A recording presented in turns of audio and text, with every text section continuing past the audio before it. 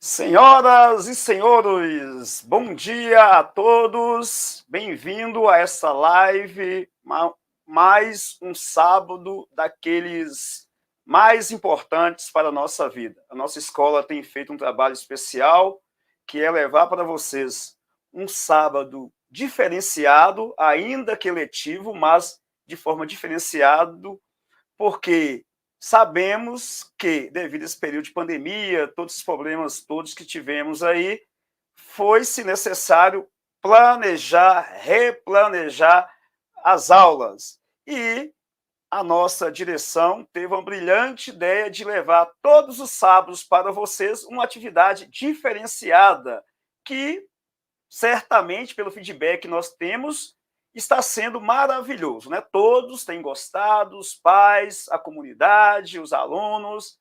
E hoje nós vamos falar sobre um poeta que amo, adoro de paixão, sou apaixonado, tem vários livros, né? Inclusive, na minha graduação, deixei na faculdade 2 pré-projetos de mestrado sobre Guimarães Rosa. E teremos o prazer de falar sobre esse grande poeta mineiro, o nosso querido Fábio, que vai estar conosco aqui hoje, tratando de João Guimarães Rosa. E para dar as boas-vindas ao nosso querido Fábio, eu convido a Arlinda.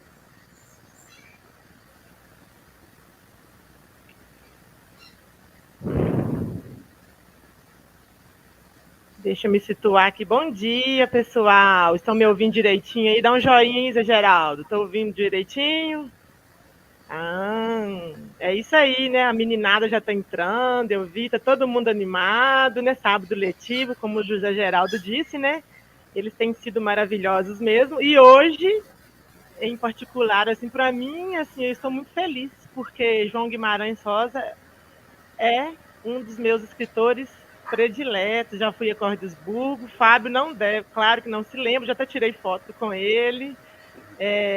Amo a obra de João Guimarães Rosa. Sou do interior de Minas, então me identifico demais com a obra dele, né, com a sensibilidade que João Guimarães Rosa teve em tratar, né, da natureza, do sertão, né, da simplicidade do povo, assim, de uma maneira tão encantadora. Então, isso é o que mais me encanta na obra dele.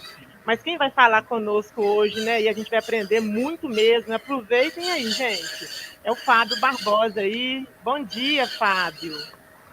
Bom dia, Arlinda. Bom dia a todos da comunidade escolar. Desde o início, eu já agradeço o convite, a confiança de estar participando desse sábado letivo aqui junto com a comunidade escolar. Estão me ouvindo direitinho também? Ótimo. Bom dia, professor Geraldo também. Bom dia a todos. Então, podemos começar? Eu fico à disposição de vocês já. Ô, Fábio, só fazer uma breve biografia sua aqui, né, para o pessoal situar aí.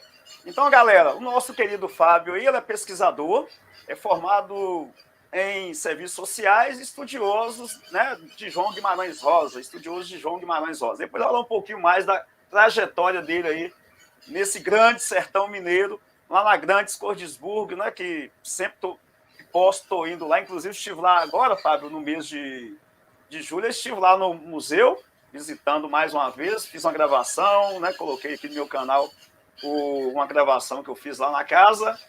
Ele também é coordenador do Grupo Miguelim, um dos grupos de contação de história mais conhecidos de Minas Gerais, ou quiçá do Brasil. Fábio é uma das autoridades em literatura rosiana mais solicitada para eventos, participando de eventos como a 32ª Semana Rosiana lá na UFMG, entre outros eventos importantes nacionalmente, né, que ele tem participado. Então, agradeço imensamente a presença dele, como a Arlinda já fez aí as boas-vindas e o agradecimento, e vamos para o Fábio.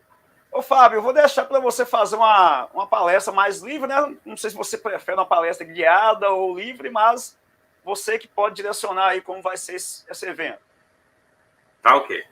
Obrigado, professor. Seguinte, eu gosto na verdade, ser uma conversa como um bom mineiro, que aqui seja uma conversa entre todo mundo. Se os alunos quiserem manifestar, fazer alguma pergunta, os próprios professores, incrementar alguma informação, podem ficar à vontade. Eu até prefiro que seja assim, nessa nosso bate-papo aqui, nessa prosa, como dizia Guimarães Rosa. A literatura do Guimarães Rosa é em verso e prosa, né?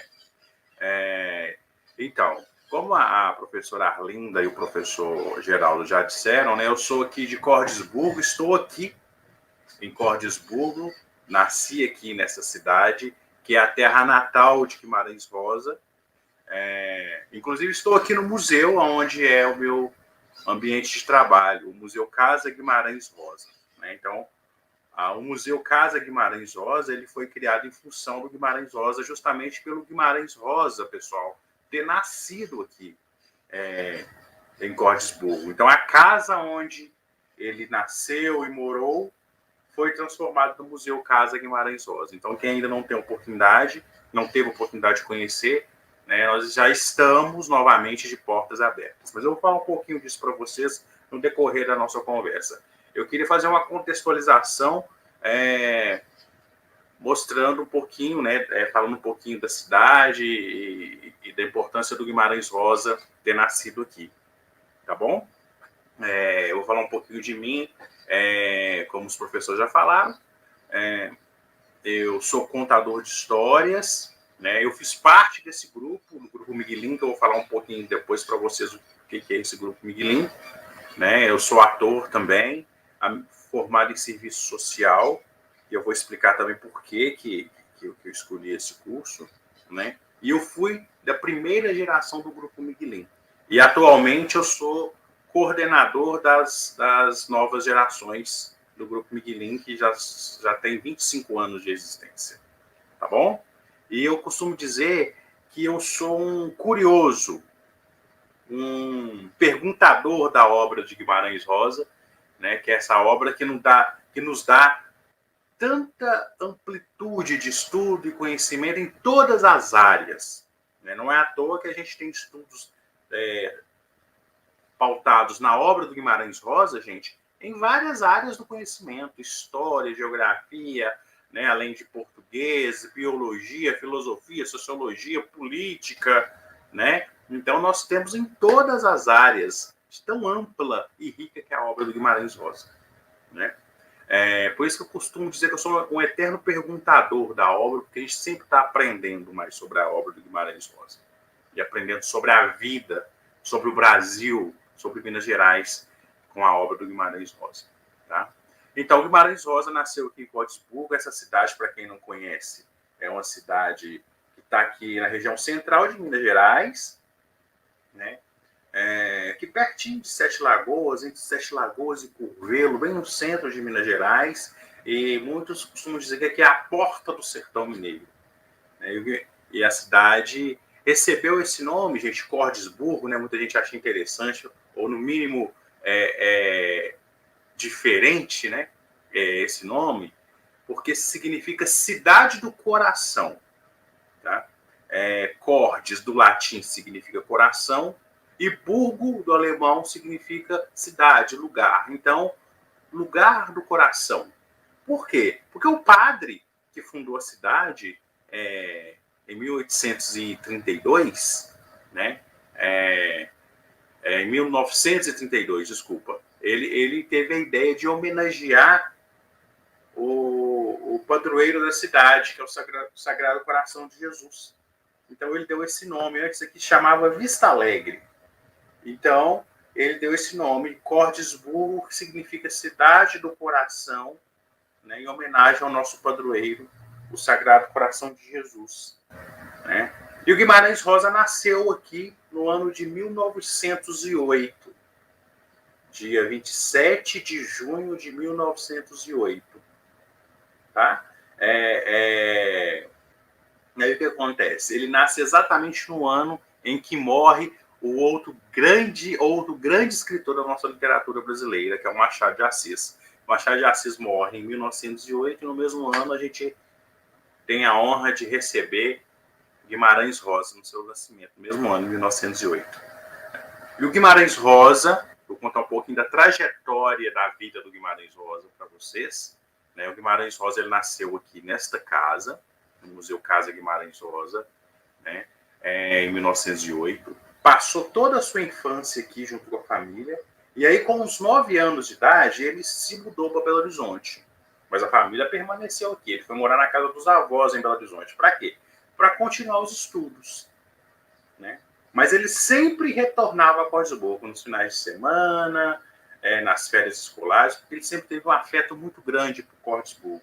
Isso a gente percebe, inclusive, na sua obra, nas suas entrevistas, né? Ele sempre falando da saudade que ele tinha de Córdisburgo. Então, ele vai para Belo Horizonte, ele estuda em Belo Horizonte, era um colégio tradicional que ainda existe lá em Belo Horizonte, que é o Colégio Arnaldo.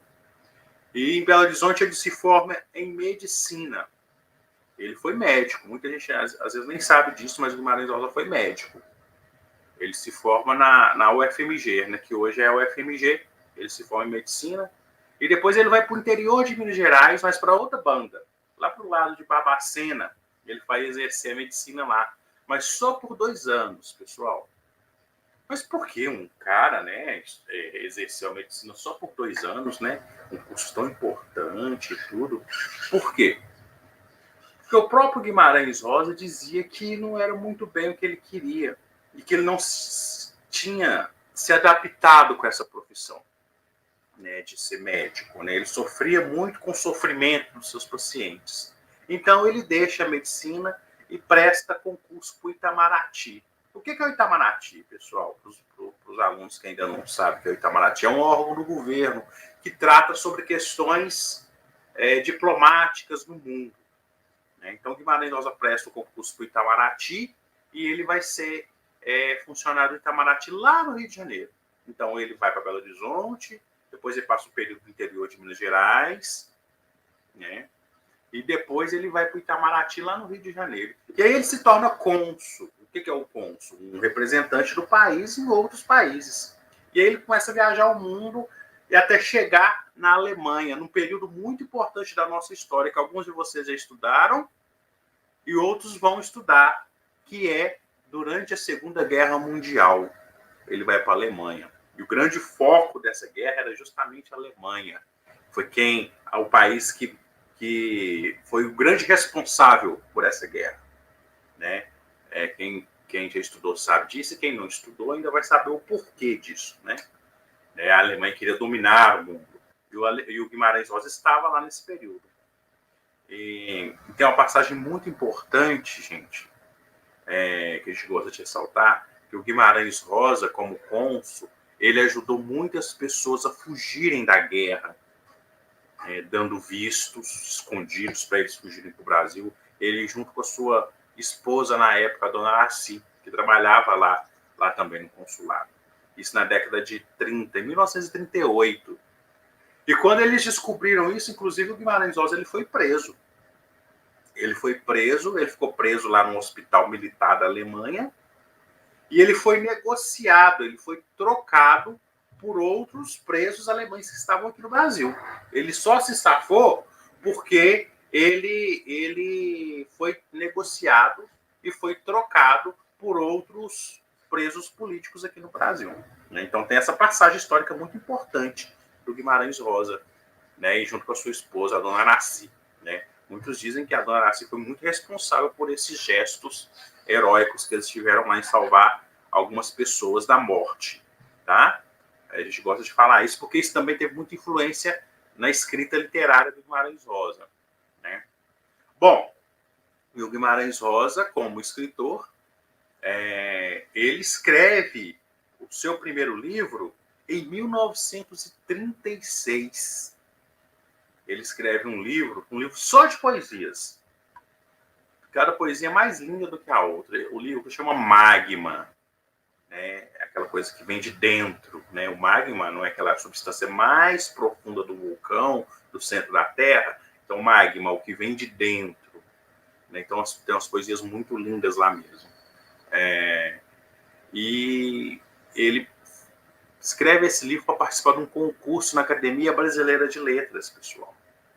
E ele ganhou o primeiro lugar. O livro ficou tão bom e chamou tanta atenção dos jurados que ele ganhou o primeiro lugar. E os jurados falaram o seguinte, que não tinha chance de ter nem segundo lugar.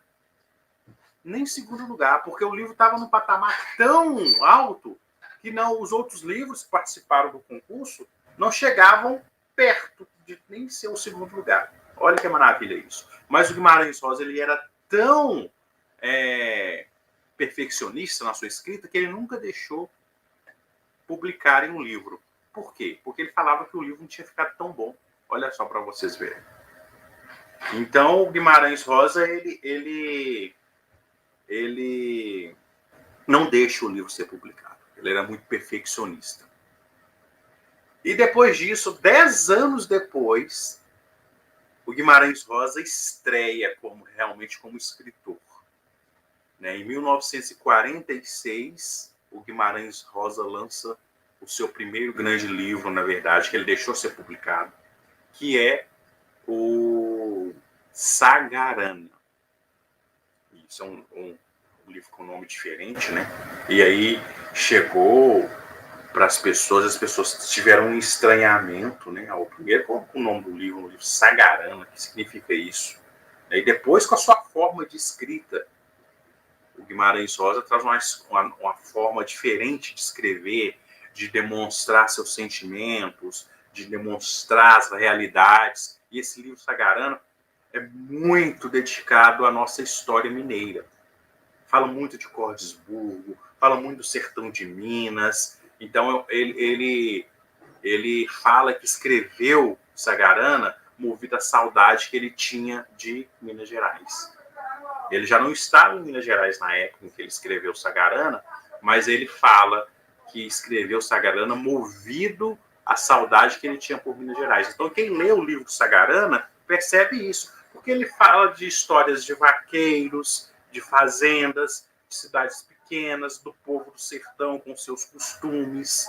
E as pessoas, né, os outros escritores da época, os críticos literários, os especialistas, tiveram um certo estranhamento, né, com esse livro. Alguns até criticaram, porque não entendiam muito bem onde o Guimarães Rosa queria chegar com esse tipo de escrita, que é a prosa e verso.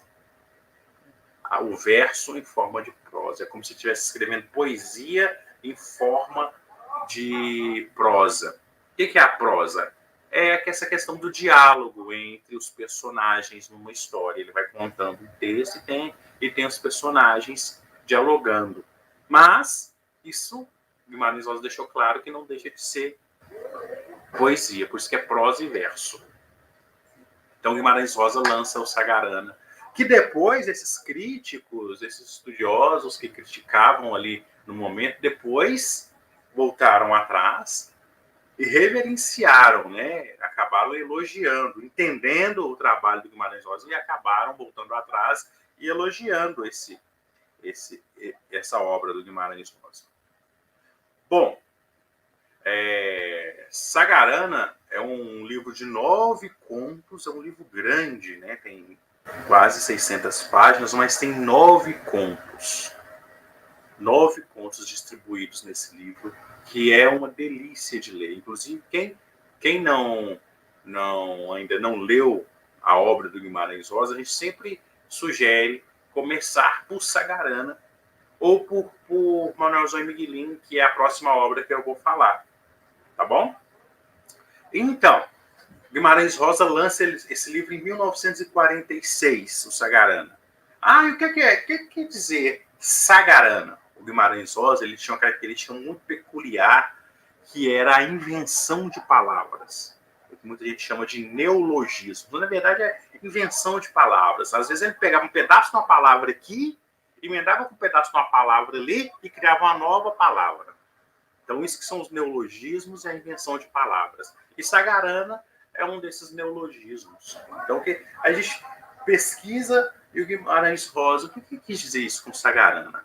Sagarana, na verdade, significa saga, né? A gente se conhece. Saga é como se fosse a história, um ato heróico de alguém. Né? A saga daquele herói, a saga daquele rei, né? A saga do rei Arthur, né? A saga do Harry Potter, né? Então, saga significa história, o ato heróico de alguém, né?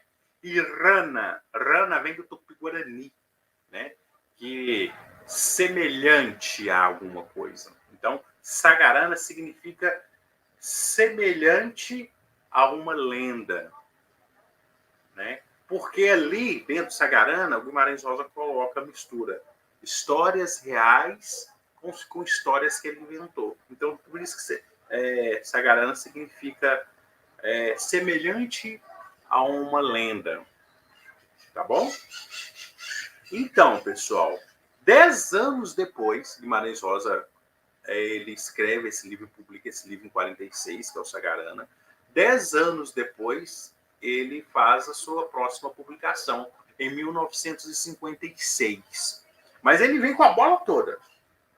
Ele publica 2 livros ao mesmo tempo. 2 livros enormes. O primeiro é O Corpo de Baile, que é um livro enorme, muito grande, que junto, né, ele tinha mais de 700 páginas, Corpo de Baile, mas que depois o Guimarães decidiu dividi-lo em 3 volumes, né? Igual para a turma aí os que gostam do Harry Potter, né? Não tem os livros A Pedra Filosofal, tem o que mais? Eu não sou muito bom em Harry Potter, né? Os outros livros do Harry Potter. Então, Guimarães Rosa decide destrinchar, dividir o Corpo de Baile em 3 volumes, que seria o Corpo de Baile se transformou no primeiro, Manuelzão e Miguelim. O outro chama Nurubuquaquá no Pinhém. E o terceiro, Noites do Sertão. Né? Então, o Corpo de Baile se desmembrou em 3 volumes. Antes disso, gente, é importante a gente falar que o Guimarães Rosa, depois de ter ido para o exterior, aquela história toda que eu falei com vocês, que ele foi lá para a Alemanha, o que ele faz? Ele sente necessidade de voltar para o Brasil. Volta para o Brasil, né, depois de ser preso lá, né? E mesmo aí, já no Rio de Janeiro, ele sente uma necessidade imensa de voltar para Minas Gerais. Ele falou, eu preciso ir lá para minha terra, para minha região onde eu nasci, para eu saber mais sobre o povo do sertão. E isso vai ser ótimo para eu escrever mais coisas. E aí o que ele faz? Em 1952, Guimarães Rosa sai lá do Rio de Janeiro e vem para Cortes-Burgo. Porque ele tinha um primo aqui que era fazendeiro e ele sabia que esse primo ia trazer uma boiada lá da região de Três Marias até aqui pertinho de Cortes-Burgo, tocando essa boiada junto com vários outros vaqueiros. Então eram 200 quilômetros a cavalo. Aí o Guimarães Rosa falou, é isso que eu estou precisando para ter mais inspiração para escrever meus outros livros. E aí ele topou essa empreitada e veio e acompanhou esse grupo de vaqueiros durante 11 dias a cavalo, passando por várias fazendas, dormindo em fazenda, comendo a comida que os vaqueiros comiam, dormindo no mesmo lugar que os vaqueiros dormiam, anotando, ele levava um tanto de cadernetinha que ele anotando tudo que ele sabia sobre a vegetação, sobre a fala dos vaqueiros, sobre a fala das pessoas que ele conhecia durante essa viagem. Ele foi tomando nota de tudo, é como se fosse uma pesquisa mesmo. Né? Lá na USP, né, na Universidade de São Paulo, tem todas essas cadernetas lá que são disponibilizadas aos pesquisadores que querem pesquisar mais a fundo como que é o processo de escrever do Guimarães Rosa. Então tá tudo lá na USP. Na UFMG também tem algumas. Né? E aí ele, dia após dia, ele ia tomando nota de tudo que os vaqueiros, as pessoas, cantigas, histórias, lendas, o jeito de falar, tudo desses vaqueiros. Isso em 1952. E foi nessa viagem que ele conheceu um dos suas grandes personagens, que foi o Manuelzão. Era o capataz, era o chefe dos vaqueiros na época. E ele conheceu o Manuelzão durante essa viagem. O Manuelzão ficou muito próximo do Guimarães Rosa. Por que eu estou falando isso? Porque aí, olha, em 52 ele faz essa viagem e em 56 ele lança o livro Corpo de Baile, que eu falei com vocês que foi desmembrado em 3 volumes. E um dos volumes se chama Manuelzão e Miguelinho, que tem 2 histórias dentro desse volume. A primeira história é a história do Miguelinho, que se chama Campo Geral, que também é uma ótima história para se começar a ler a obra do Guimarães Rosa. Por quê? Porque conta a história de uma criança de 8 anos de idade. Inclusive, a turminha mais nova aí pode começar a ler, né? Quem quiser começar a ler mais novinho aí, a turma do 5º ano, 6º ano, né? É uma ótima história para se começar a ler. Campo Geral, que conta a história desse menino Miguelinho, que tem 9 anos, 8 anos, desculpa, e que mora no interior de Minas Gerais. E a história fala desse menino, das suas descobertas, as suas perdas, a relação dele com a família, né, a sensibilidade que ele tinha, esse Miguelinho. E a gente percebe, a gente conhece a história do Guimarães Rosa, a gente percebe que ali tem muita coisa autobiográfica. O que significa? É como se o próprio Guimarães Rosa estivesse contando sobre a sua vida, a sua infância. Então, muitas características e acontecimentos que se passam com o Miguelinho, coincidentemente, aconteceram com o Guimarães Rosa. Então a gente percebe que é como se o Guimarães Rosa estivesse contando sobre a sua própria vida. E na outra história, Manuelzão, né, chama a Festa do Manuelzão, uma história de amor, conta a história de um velho vaqueiro, que é o Manuelzão, que é aquele vaqueiro que eu falei com vocês, que o Guimarães Rosa conheceu durante aquela viagem. Então essa viagem foi muito importante para o Guimarães Rosa escrever essa fase da vida dele. Porque ele escreve o Corpo de Baile, né, esse livro. E lembra que eu falei com vocês que eles lançaram 2 livros no mesmo ano, o Guimarães Rosa? Então, ele lança o Corpo de Baile e no mesmo ano ele lança o que é a sua obra-prima. O que é uma obra-prima? O livro mais importante do escritor, que é O Grande Sertão Veredas. É considerado um dos maiores livros da nossa literatura.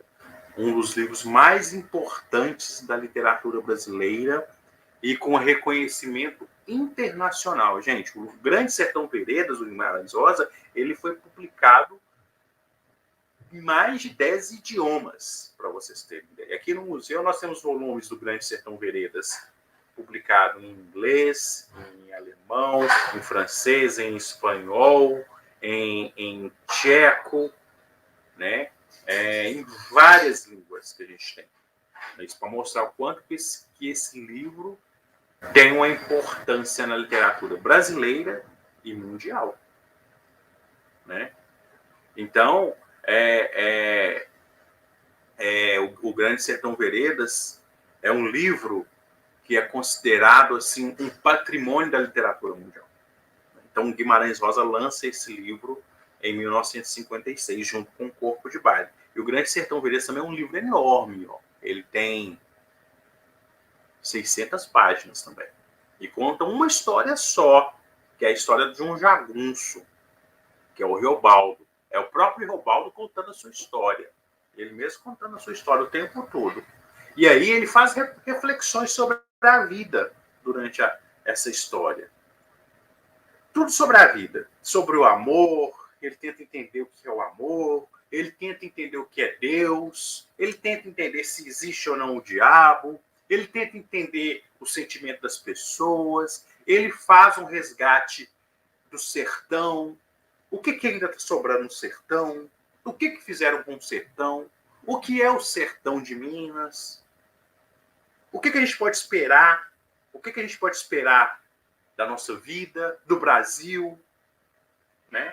Então ali dá para a gente estudar tudo. Só ali no Grande Sertão dá para a gente estudar sobre tudo.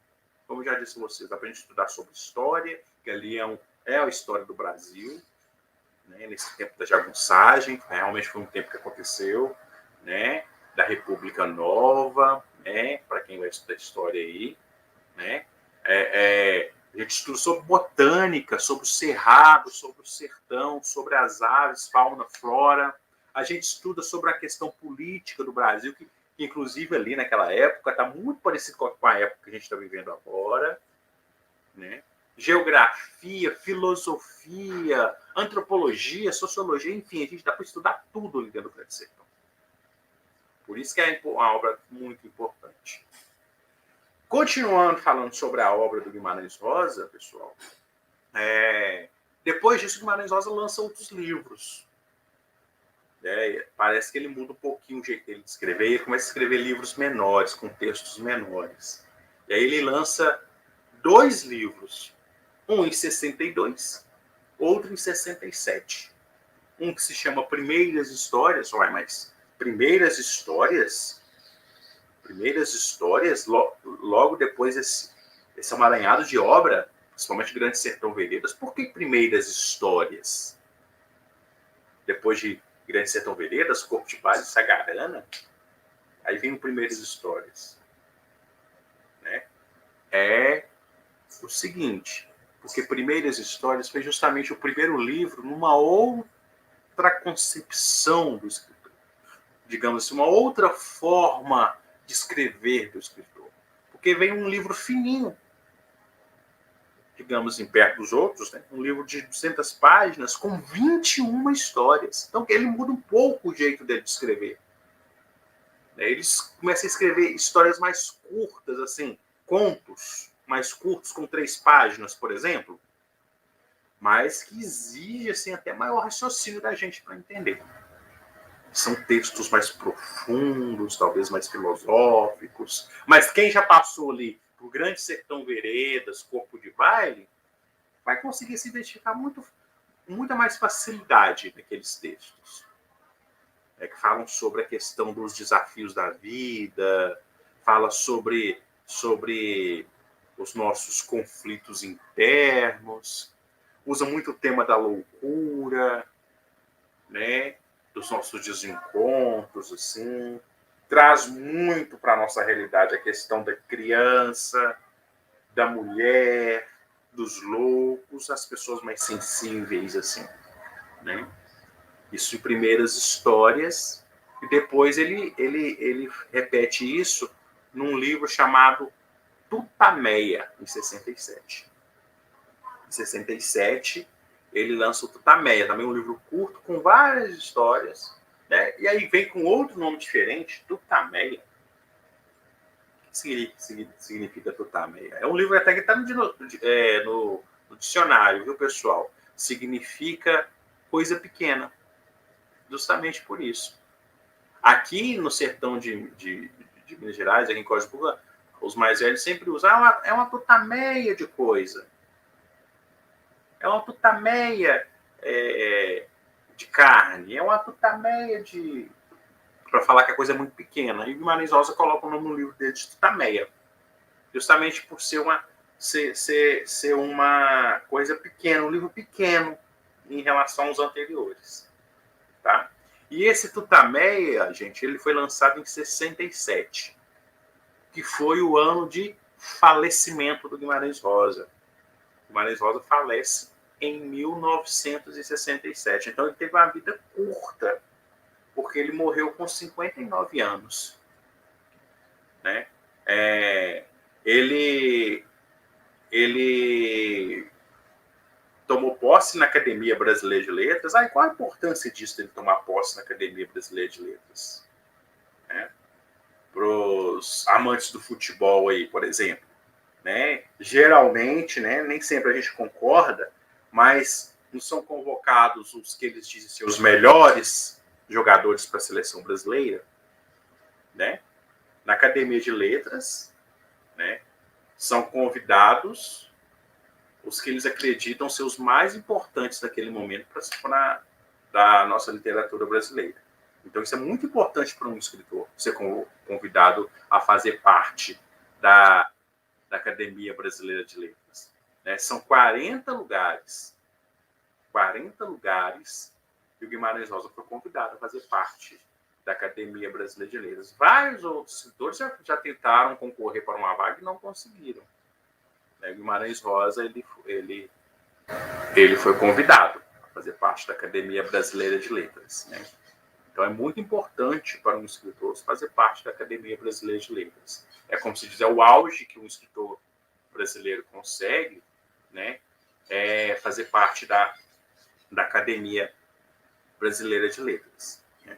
Só que o seguinte, o Guimarães Rosa ele toma posse no dia 16 de novembro de 1967 e 3 dias após ele falece. No dia 19 de novembro de 67, Guimarães Rosa falece, vítima de infarto. Então, ele tem esse triste recorde de que foi o escritor que por menos tempo permaneceu na Academia Brasileira de Letras, que foram só 3 dias.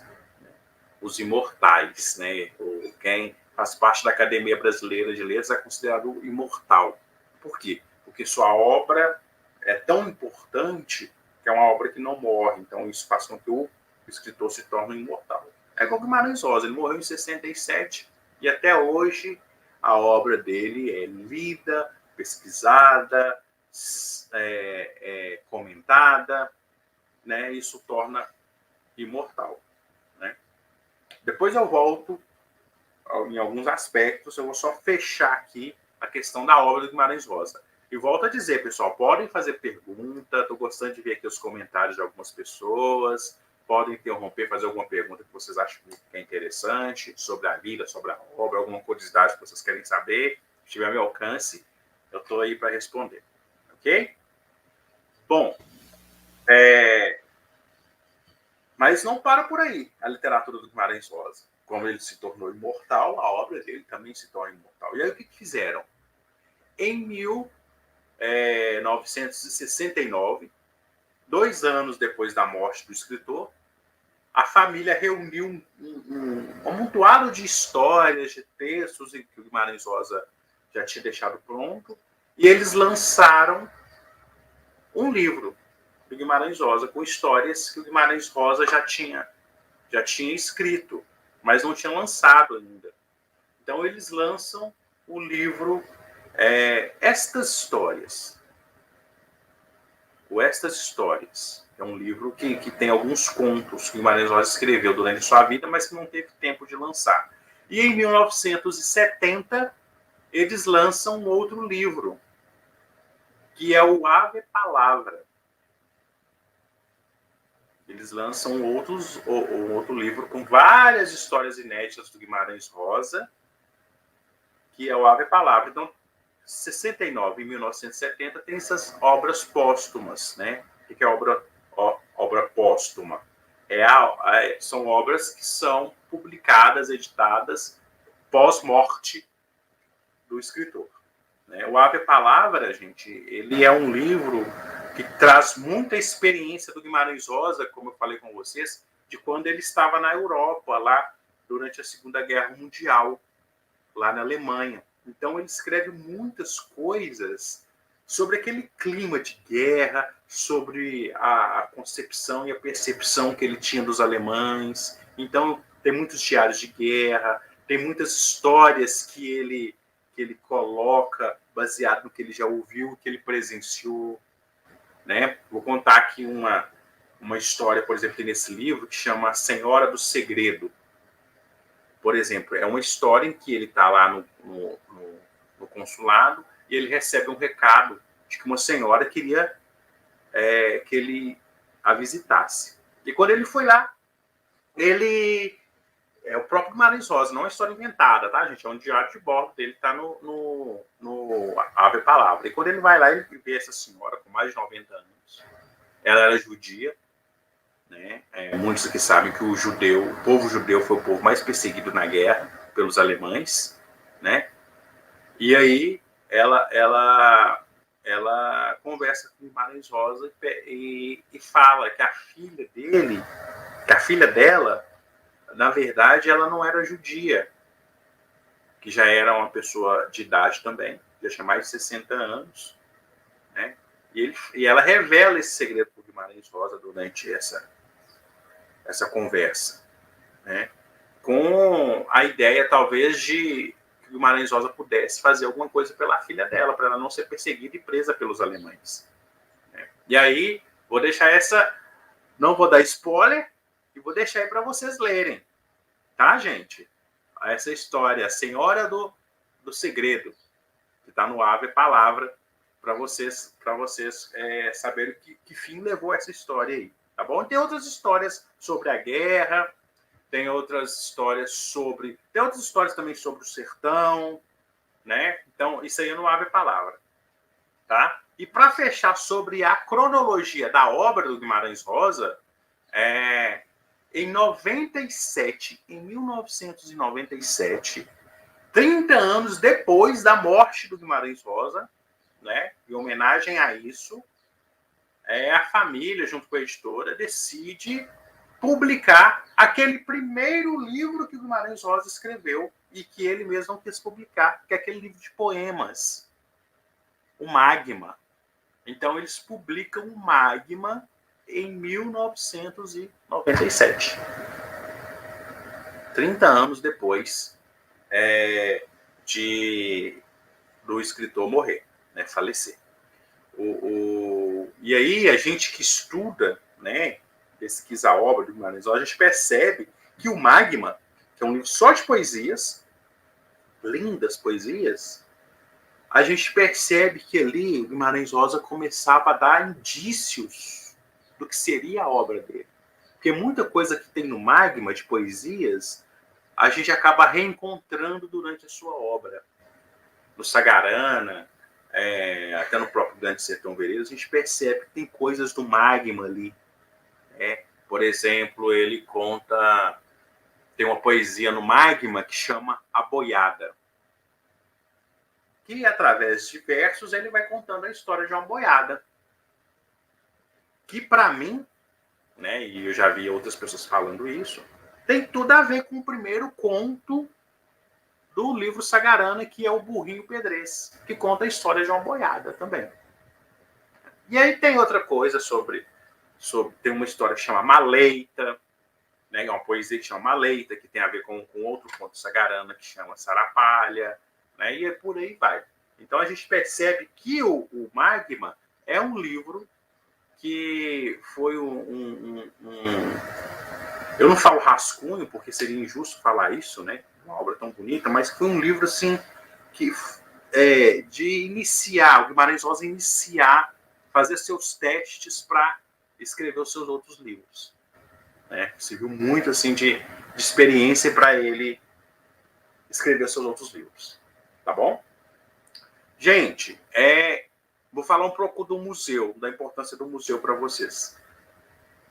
O Guimarães Rosa, ele faleceu em 1967. E aí,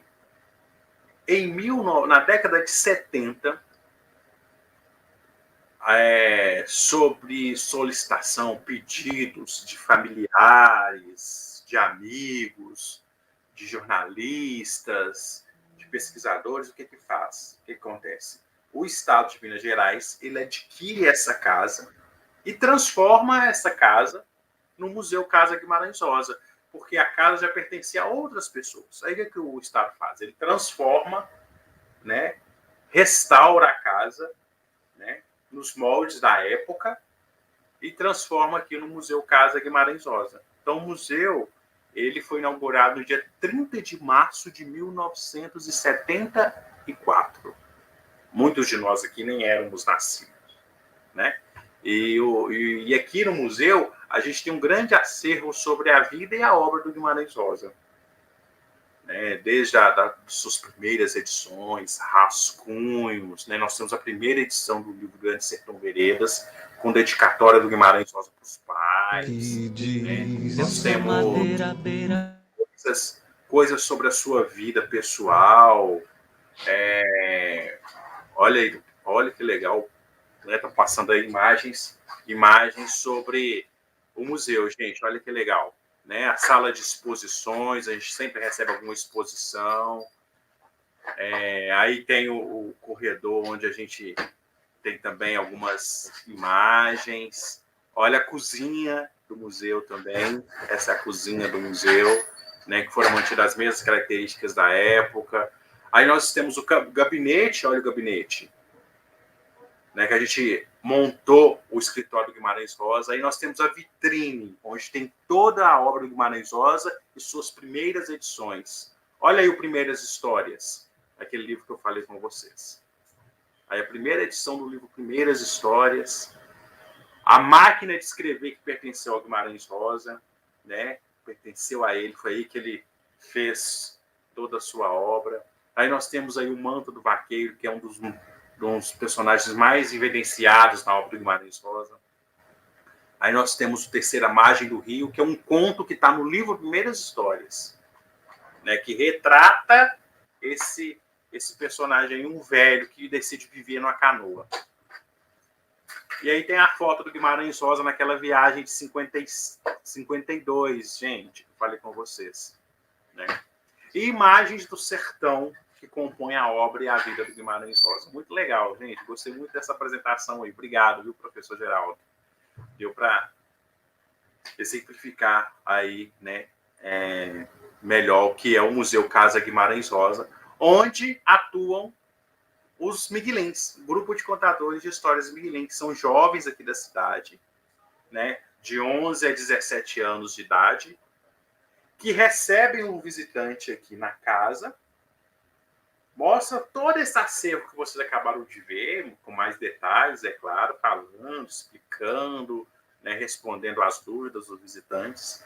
E o mais legal, no final da visita, eles narram trechos da obra do Guimarães Rosa para as pessoas no jardim.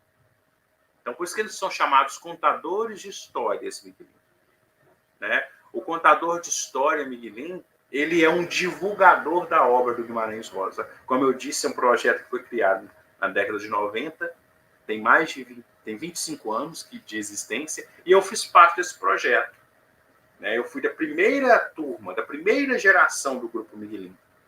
Eu era molecote, ainda não tinha barba, e fiz parte da primeira turma do Grupo Miguelin, e atualmente eu estou na coordenação das atuais gerações do Grupo Miguelin. Então nós estamos com a turminha agora, para vocês terem ideia, entre 8 e 12 anos de idade, que estão se preparando para serem contadores de histórias Miguelin. A gente já começou com as primeiras oficinas. Nós temos as nossas duas professoras, que foram minhas professoras também, que ainda são professoras do Grupo Miguelin, que é a Dora Guimarães, que inclusive é prima do Guimarães Rosa, e temos a Elisa Almeida também, que ajuda nessa nossa equipe, né? Então, aí no YouTube, gente, nós temos nas redes sociais também, sobre o Grupo Miguelin, no Facebook, no Instagram, na página do Museu Casa Guimarães Rosa, tanto no Instagram, no Facebook, no YouTube, tem vários vídeos do Grupo Miguelin se apresentando, tem alguns vídeos meus também, né? Com mais informações do Grupo Miguelin, aí, esse grupo que viaja o Brasil inteiro e já foi até para o exterior divulgando a obra do Guimarães Rosa. Então, todo evento que acontece sobre Guimarães Rosa, eles sempre são convidados para se apresentar. Nós estamos chegando no finalzinho da nossa live aqui. Infelizmente, eu acho que falei demais. Ô, Fábio.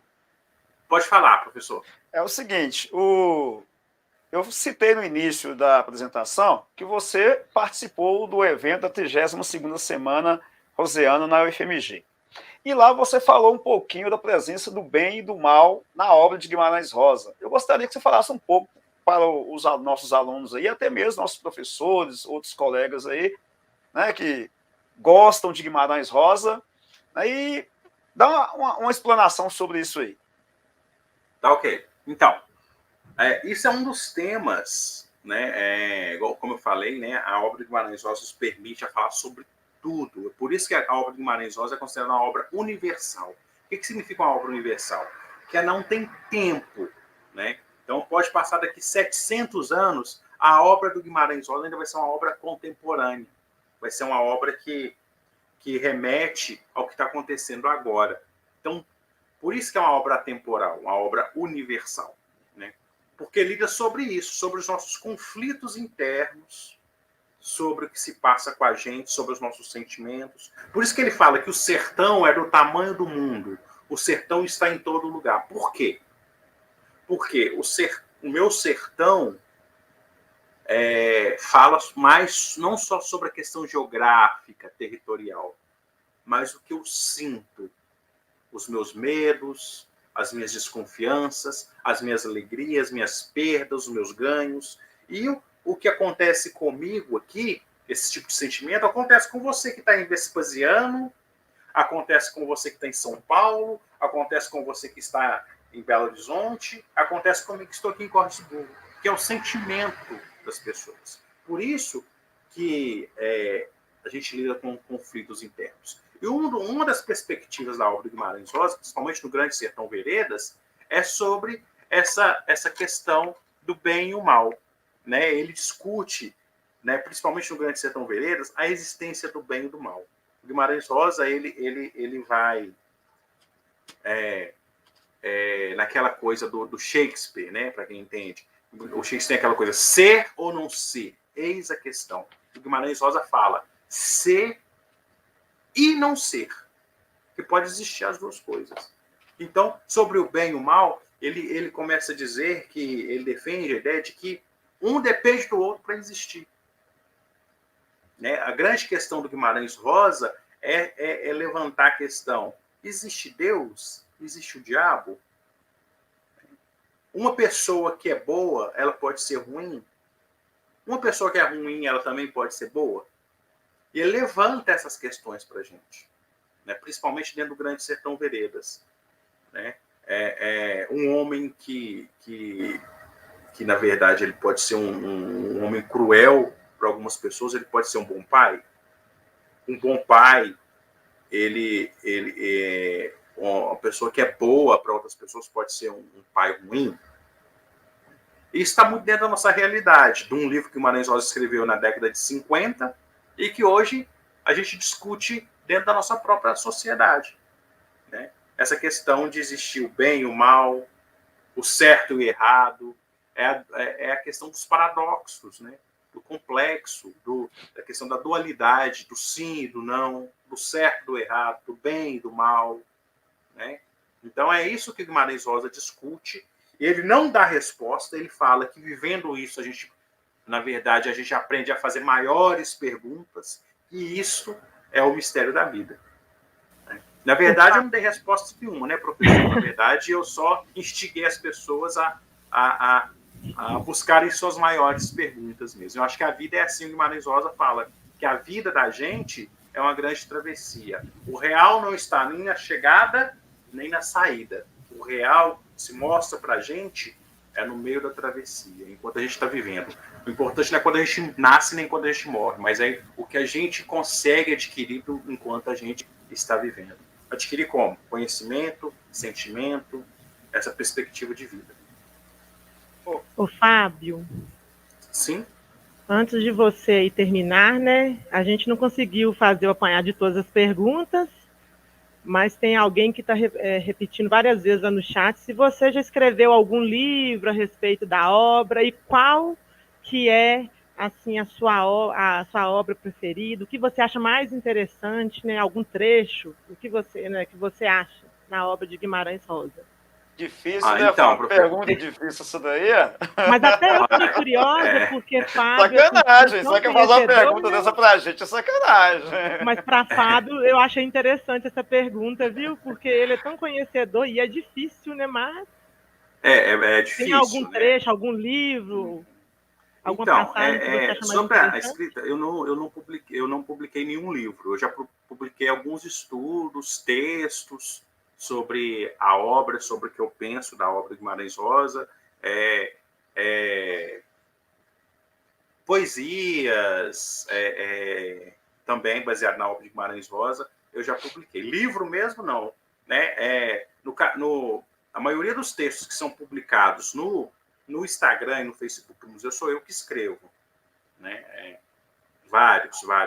Né? Por exemplo, uma ideia, só para ilustrar, sempre o museu faz algum texto, publica algum texto em alguma data comemorativa. Então, no Dia das Mulheres, por exemplo, teve um texto no Instagram do museu, né, homenageando as mulheres, o Dia das Mulheres. Esse texto foi eu que escrevi e eu busquei na obra do Guimarães Rosa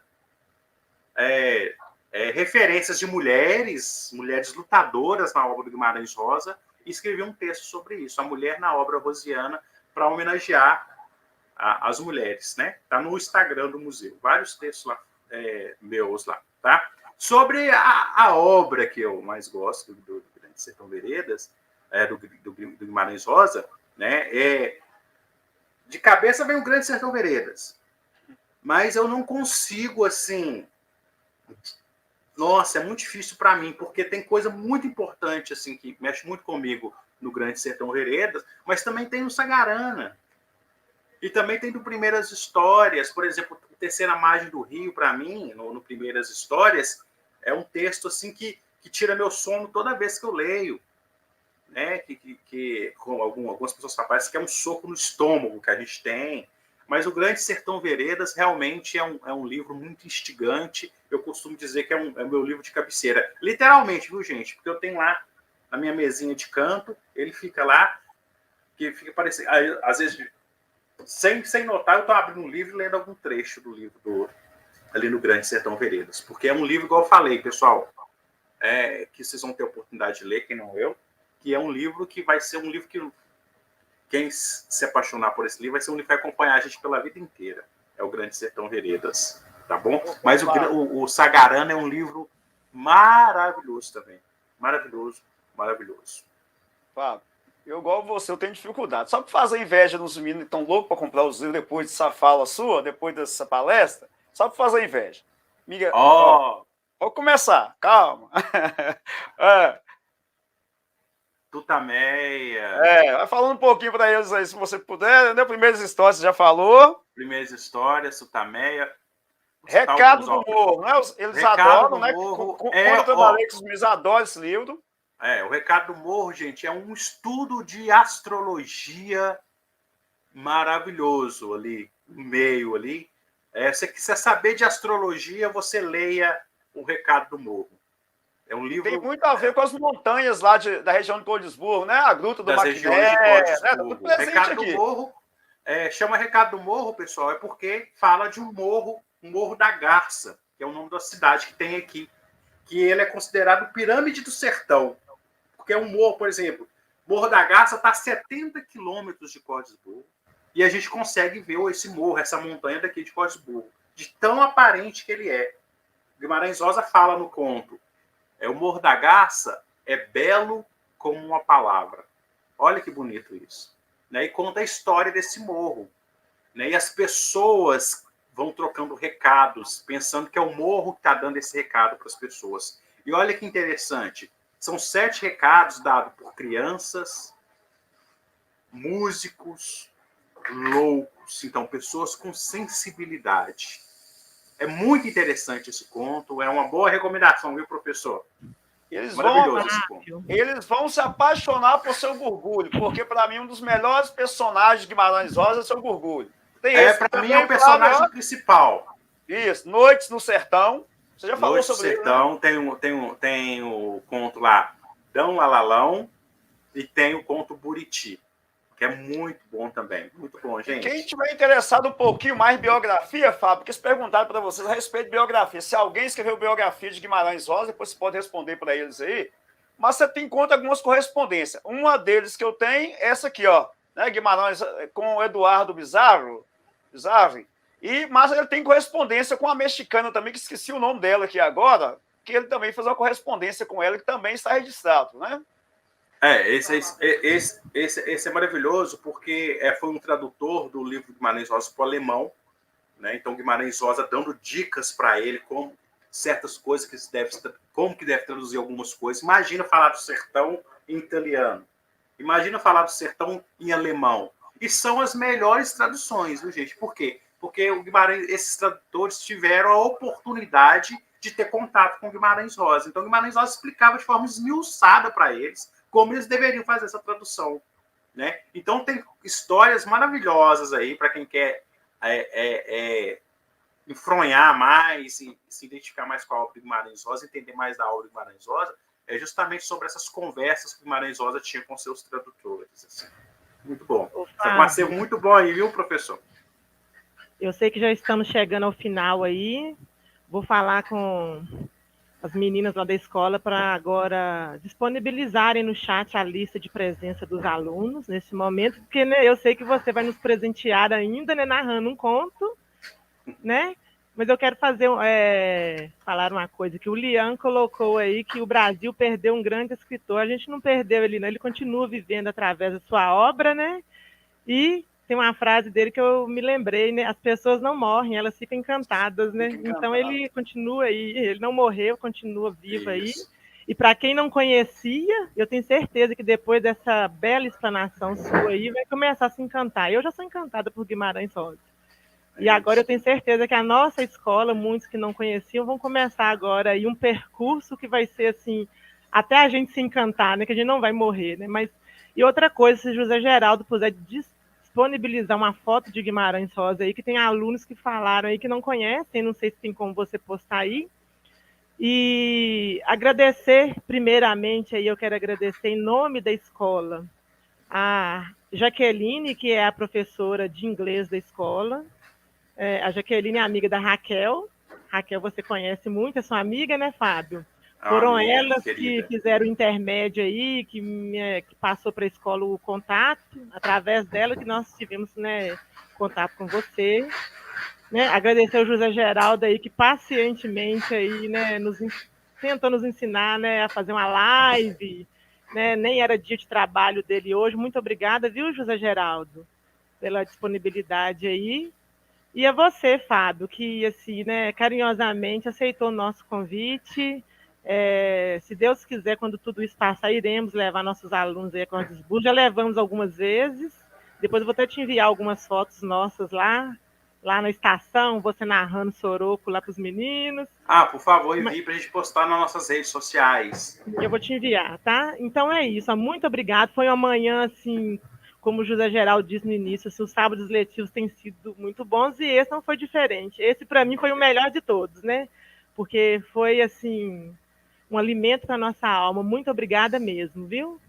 E você nos presentear aí narrando um conto que você fica aí a sua escolha.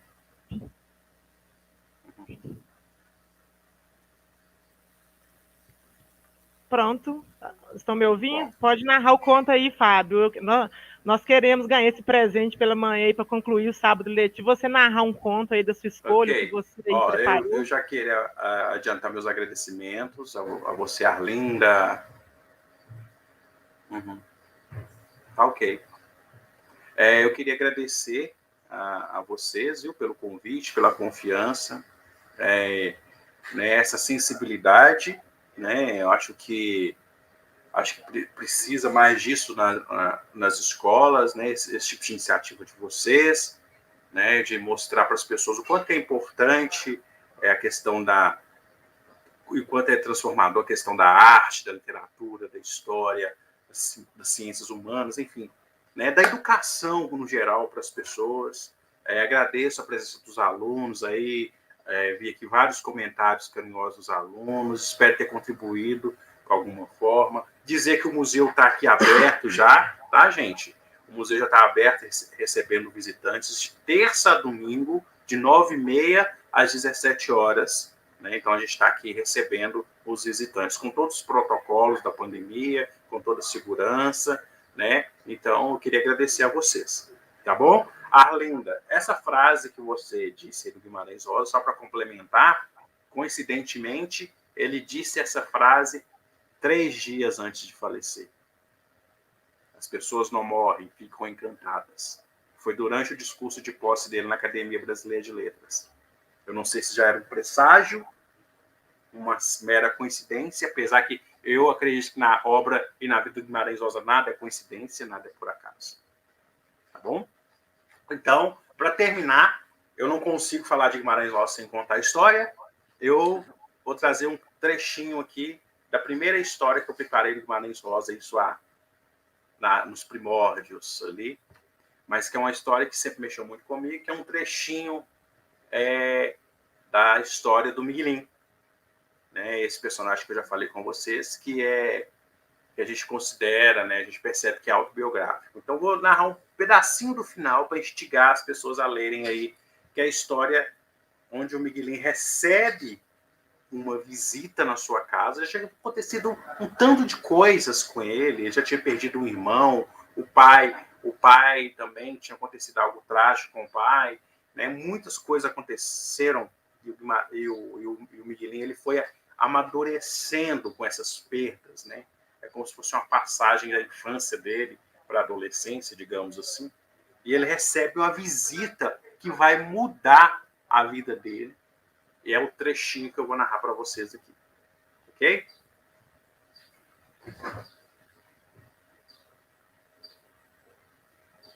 De repente, lá vinha um homem a cavalo.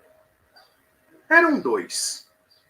Um senhor de fora, o claro da roupa. Miguelim saudou pedindo a bênção. O homem trazia o cavalo cá bem junto.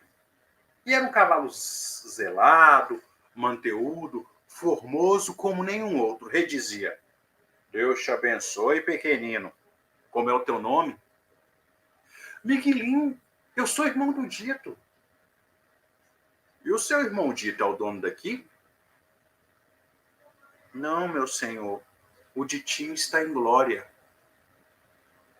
O homem esbarrava o avanço do cavalo.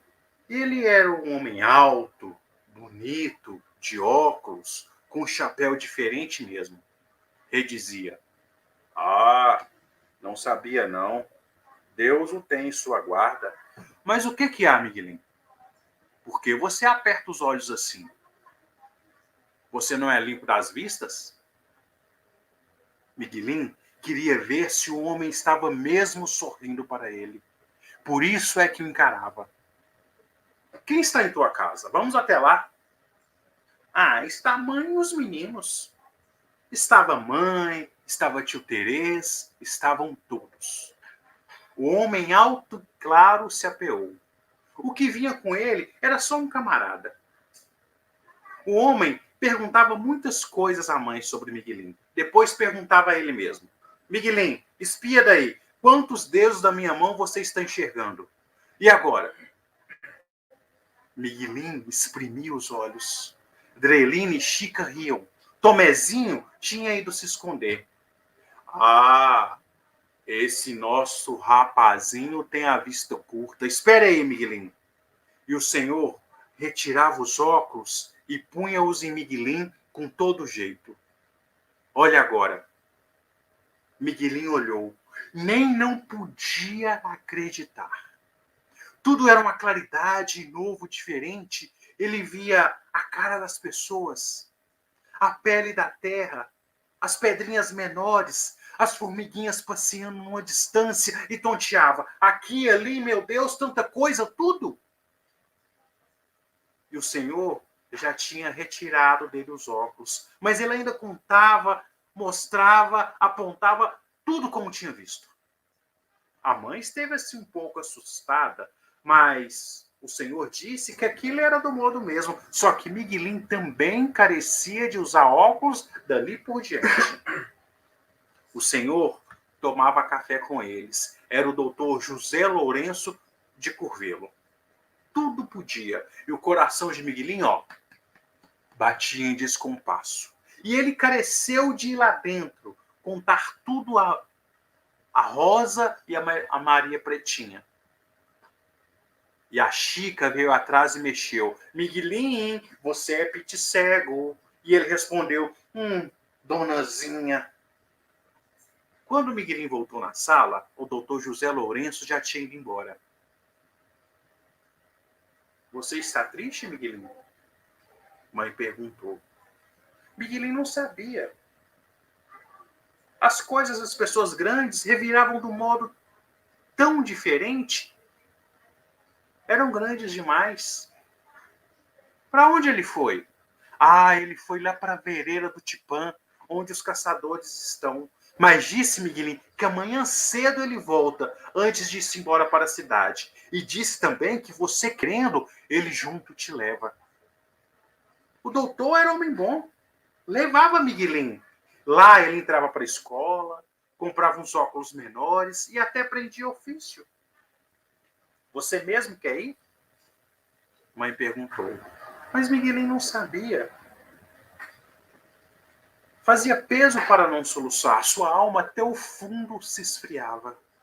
Mas mãe disse: vai, meu filho.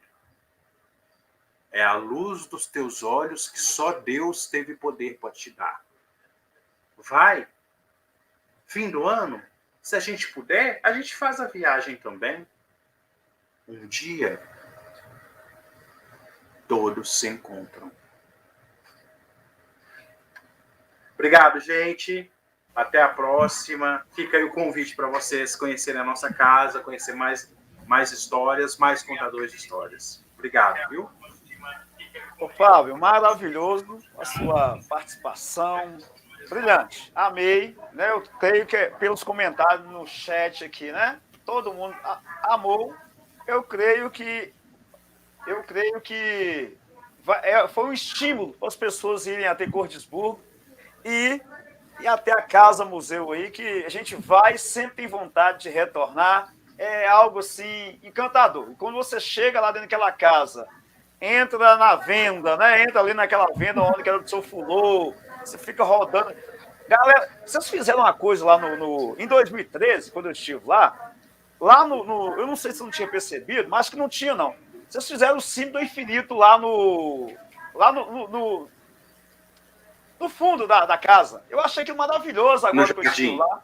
Não tinha antes, não, né? Tinha antes aquele símbolo do infinito lá no jardim?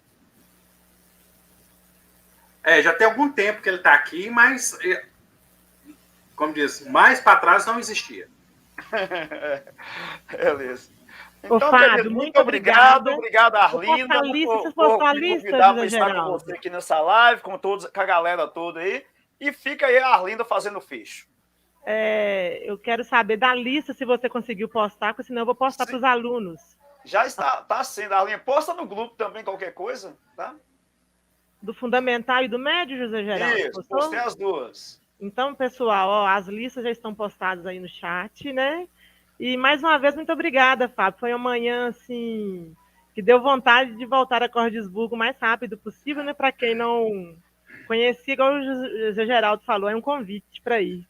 E para nós que já conhecemos, né, deu vontade de ir novamente. Se Deus quiser, estaremos breve juntos, tá? E muito obrigado mais uma vez. Fiquem com Deus aí, alunos. Só aqueles monumentos na entrada lá já vale a pena, né? Só o monumento na entrada já vale a pena, gente. É verdade. A cidade aqui respira Guimarães Rosa, né? Quem tiver curiosidade de conhecer vai perceber isso. E até mais, gente. Obrigado. Bom dia para todos. Bom dia para todos. Falando tchau para todos aí. Passeio com a Arlinda. Eu Edgar. Já fui com a Cordisburgo 3 vezes. Já fizemos café literário na escola em homenagem a Guimarães Rosa. Depois eu vou compartilhar com o Fábio as fotos. Com Deus, gente. Tchau. Tchau. Tchau.